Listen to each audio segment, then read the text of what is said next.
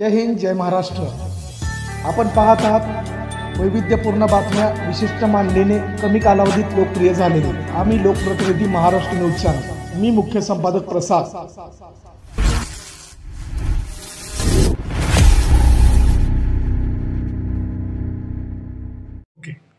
नमस्कार, मी जयराम नारायणसुरे, विभागीय आयुक्त पुणे व अप्पर जिल्हाधिकारी सोलापूर यांच्या आदेशाची पायमल्ली करून पुनर्वसन अधिकारी कर्मचारी धैर्यशील जाधव, शेळगी मंडल अधिकारी सुखदेव पाटील व उत्तर सोलापूर तहसीलदार व संबंधित कर्मचारी युसुफ शेख यांनी संगनमत करून पुनर्वसन शेत जमिनी जुन्या आदेशानुसार दुबार वाटप करून त्याची खरेदी विक्री केलेली आहे।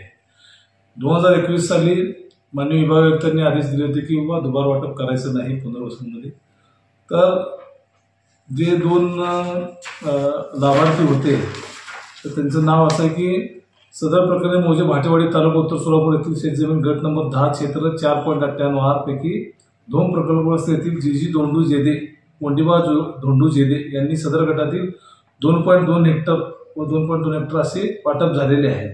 असे वाटप झालेले असताना परत 2022 साली ते जमीन वाटप करून बोगस वाटप करून त्याची खरेदी अजिंक्य राणा राजन पाटील हे मोळचे माजी आमदार राजन पाटलांचे चिरंजीव यांच्या नावाने खरेदी झालेली आहे आणि 2022 साली त्याची नोंद उतारायला लावण्यात आलेली आहे। वास्तविक 2021 साली दुबार वाटप बंद झालेलं आदेश असताना आणि कोर्टाचा आदेश असतानाही त्यांनी चुकीच्या पद्धतीनं खरेदी करून बोगस नोंद केलेली आहे।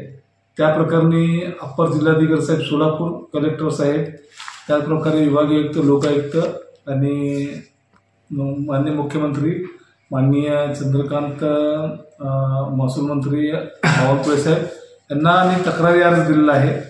तर लवकरात लवकर याच्यावर कारवाई व्हावी असे एक 70 ते 80 प्रकरण आहेत की त्यामध्ये बोगस दुबार वाटप करून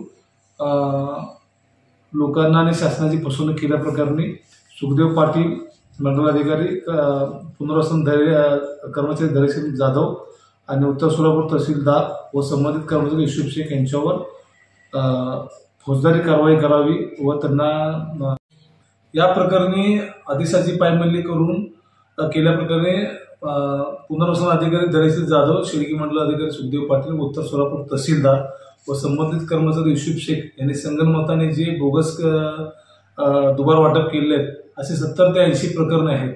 याचं जर आपण क्षेत्र बघितलं 100 ते 150 कोटीचे व्याप्ती आहे।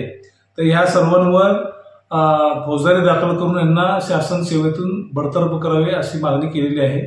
आणि समजा महसूल अधिकाऱ्यांनी जर कारवाई यांच्यावर केली नाही, कलेक्टर साहेबांनी कारवाई केलेली नाही, विभागीय आयुक्तांनी कारवाई केली नाही, तर या संदर्भात आम्ही कोर्टात जनहित याचिका दाखल करू। जय हिंद, जय महाराष्ट्र।